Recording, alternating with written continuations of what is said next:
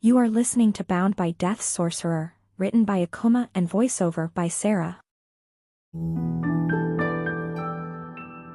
Akumah Audiobooks. Chapter 4, The Whisper of the Tome. Tyler was already halfway into the body bag when he realized the alarm had gone silent. The last thing he remembered before entering his own soul and bonding with the book, the Receptor, had been the vault alarm resounding throughout the stone chambers. But the whole complex had been eerily silent since he had awakened. Come to think of it, he had initially collapsed down to the blood-stained floor, but he had woken up on one of the cots. He suspected Deva was to blame. Just why was she helping him? She had initially been frigid towards him, and Lord Harold hadn't mentioned her during any of the planning. As the ruby-haired woman was about to seal him completely within the black, waterproof bag, Tyler stuck out his hand and pulled back the flaps to peer into her emerald eyes. "Why are you helping me?" he whispered loudly. Instead of answering, she simply glared at him. "Shut up." And with that, she stuffed him back down into the bag, and then Tyler knew nothing but hot, humid darkness. It was admittedly a bit difficult not to panic. Tyler wouldn't ordinarily consider himself claustrophobic, but being bound in such a small, stuffy space that he could hardly move his own arms instinctively raised the primitive parts of his brain into primal alarm. It became even worse when Deva hefted him up with what seemed like great ease, carrying him over to where Tyler knew the cart with the other neatly packaged corpses was waiting. She dropped him without warning, and the impact drove the little wind he had straight out of his lungs. Tyler couldn't help it. He groaned. As punishment for his involuntary outburst, a sharp elbow jabbed him in the side, followed by a muffled command. "Not a muscle." Remaining as still as he was able, Tyler took slow, measured breaths. He hoped it wouldn't be too long, as the bag seemed pretty airtight. Forcing himself to relax, he closed his eyes, receptoring on remaining limp as the cart began to move. Several miserable minutes passed, though it was hard to judge exactly how long. At one point, Tyler was pretty sure they entered a lift. About half a minute after that, he caught faint snatches of muffled conversation. The only word he could catch was Benjamin. And then he was falling. It took every bit of self-control to restrain himself from screaming wildly. If he thought the first impact had been rough, he had been sorely mistaken, as it felt like he had been sucker-punched in the gut. This time, he couldn't stop himself from reacting.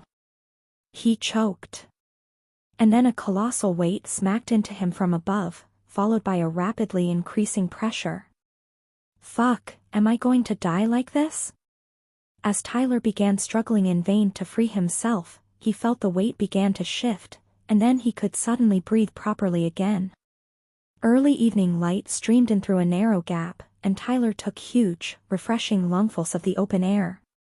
A pair of emerald eyes peered down at him. "Stop staring and get the fuck out." Tyler glared back. "I can't move." Rolling her eyes, Deva reached over and pushed some of the extra weight off of his body, before tearing open the rest of the bag. After stretching his newly freed arms, Tyler finally clambered out of his stuffy prison, and immediately slipped on something slimy and slid down a slope of decaying garbage, splattering head first into a several hours old carcass. As a butcher in training, he was fortunately accustomed to getting intimate with gore, but it was still a rather unpleasant way to rejoin the land of the living. At least this one wasn't human, regardless of whatever it actually was. He could at least tell that much. Now soaked in sweat and hours-old blood, Tyler shakily rose to his feet, looking up to fix Deva with a dark glare. The mysterious woman was sitting perched on the rim of the dumpster Tyler now found himself at the bottom of. For the first time since they met, she gave him what appeared to be a genuine, but cruel, smile. Crossing his arms, Tyler continued to frown. Right then. He sniffed, then immediately regretted it. "Are you finally going to tell me why you helped me?" Deva's smile fell, and she adjusted her position on the dumpster rim. I owed Harold a significant debt. Now, I consider my debt paid. That's all you need to know. And you realize that if I were caught, it would put Lord Harold in significant danger. Her face remained stoic and impassive. Something like that. Right. Cautiously searching for decent handholds and footholds, Tyler began slowly making his way up the mountain of gore and assorted organic detritus. Well, you have my gratitude, Miss Deva. Reaching the top, Tyler glanced over to her just in time to catch the ruby-haired woman's frown. But not your debt? Wiping his forehead, rather uselessly, as all it managed was to smear the dirt and sweat and blood around, Tyler grinned. Nope. You only helped me to pay off your own debt to Lord Harold, remember? And on behalf of my employer, I consider your obligations paid. Deva rolled her eyes. Touché. As Tyler climbed up the rim of the dumpster himself, he took stock of his surroundings. They appeared to be in a wide brick alleyway. The area was deserted, and Tyler didn't quite recognize it, but judging by the other buildings he could see at either end of the alleyway, they were in the trashy part of the mercantile district. How had they gotten here so quickly from the casino vault? Turning back to his strange savior, Tyler met her gaze for several long seconds. Neither spoke. With a sigh, he clambered over the rim of the stained, rusted dumpster and hopped down to the pavement below, splashing up a shallow puddle in the process. Hey! Tyler looked back up to where Deva was now looming over him. God, it was unfair how clean she had managed to remain. Don't ever come back. Tyler nodded and gave her a little salute. Not if I can help it. He paused. Well, goodbye, I suppose. Turning around, Tyler began stumbling off to the nearer exit of the alleyway when Deva spoke again, causing him to stop in his tracks. Goodbye, Tyler. He didn't look back, but he did frown. How had she known his name? Tyler didn't get many stares as he made his way back to his apartment, which wasn't really all that surprising. If he had still been in the upscale side of the district, he certainly would have, and could even expect to be stopped by the city guard. But here? Here, he was just another miserable second-class citizen suffering in resigned silence. Sure, the merchants who had actual indoor shops probably wouldn't let him inside, but they wouldn't raise so much as an eyebrow at his sorry condition either. That was just part of life in the capital. Soon, the street lamps flicked on all at once, another one of Lord Harold's philanthropic projects. The cheap alchemical devices had been installed in every part of the city with a claim that they would reduce crime and make the entire city safer, for rich and poor alike. Of course, sometimes they sputtered out, requiring a technician to come out and diagnose the problem, and they also provided a convenient way for the crime boss to further exert control over the dynamics of the crime in the city. Because he knew how to make them shut on and off on command, naturally. Not that Tyler could complain. Overall, they did make it more comfortable to walk alone at night, though that's not to say it was actually safe, or that he shouldn't keep his guard up. But tonight? Tonight, Tyler didn't bother to stay alert. He simply let himself enjoy being alive, feeling the slight breeze on his exposed skin, the soft glow of the lamps reflecting off the puddles from the morning's rain, and savoring the aroma of the nearby bakery. As Tyler rounded the block of his own apartment complex, he idly glanced up at the nearest island passing overhead. Racking his brain, he tried to recall the name. He often said he was going to memorize the cycle of the local cluster of islands that the Vistani Empire was part of, but he never had. He knew the more common ones, of course, Gladys, Treeroot, and Iron Fort, but the more distant, infrequently transiting islands often escaped him. On this particular evening, the mists were exceptionally clear, and if he looked off into the distance, he could see another cluster of islands lazily circling impossibly far away. Tyler sighed. The thought of visiting another of the seemingly endless islands of creation was eternally enticing, but Tyler knew all too well that it was nothing more than a fanciful dream. He had never even ventured outside of the capital, after all.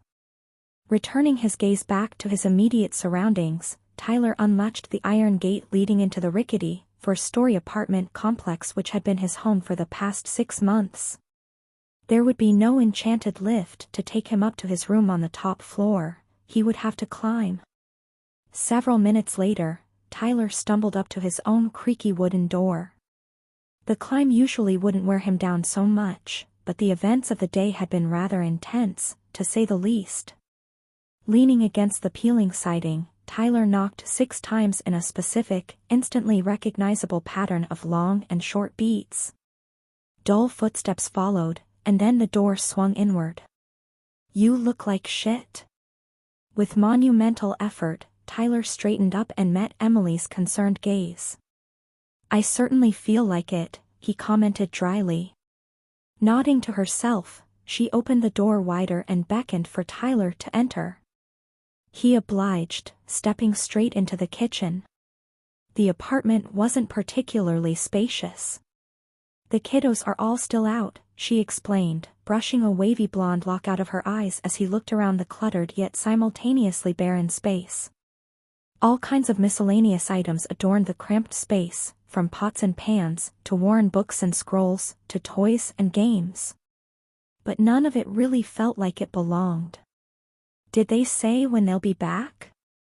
Emily shrugged. "Nope. You know how it is with those 3. Tyler sighed. He did indeed. Not that he himself hadn't been that way once, but it would still be nice if they could give him some idea of when to expect them to come home. It worried him, after all. The 5 of them used to be siblings, not by birth, as they came from 4 different pairs of parents, but by all having been adopted by the same landlady, as if they were stray cats. But now that Tyler and Emily were old enough to make a half-decent living, they had transitioned to taking care of the other 3, 2 of which were 12 and the youngest 10.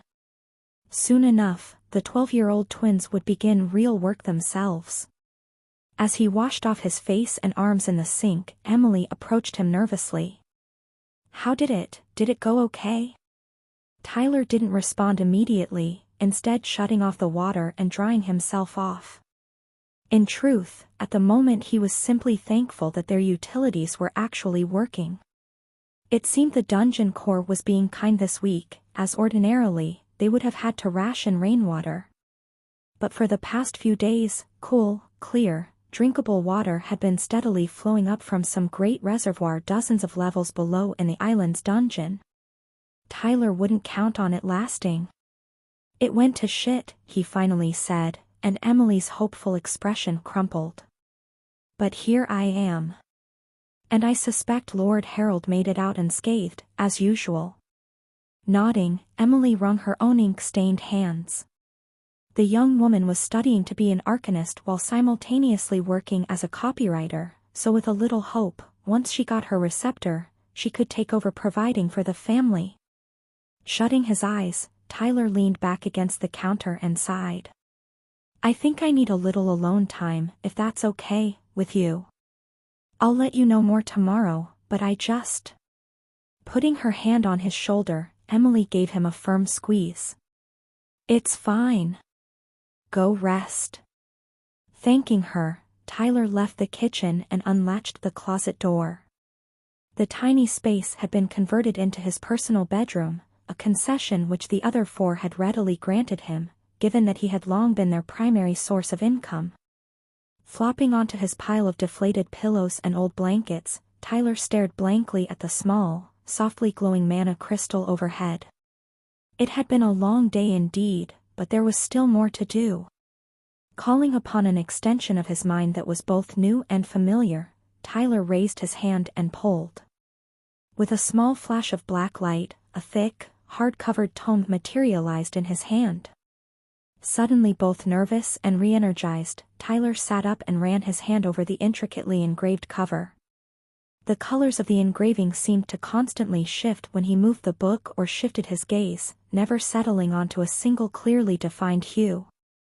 The pattern as well was odd. At first, he thought it was purely abstract, but now, it seemed to suggest something, even if he couldn't quite put his finger on what. Licking his lips, Tyler decided there was no more reason to wait. Opening to the first page, he stared at the blank, snow-white paper. A moment later, midnight black letters scrawled across the very center in a flowing, alien script. Hello, Tyler. Akumah Audiobooks.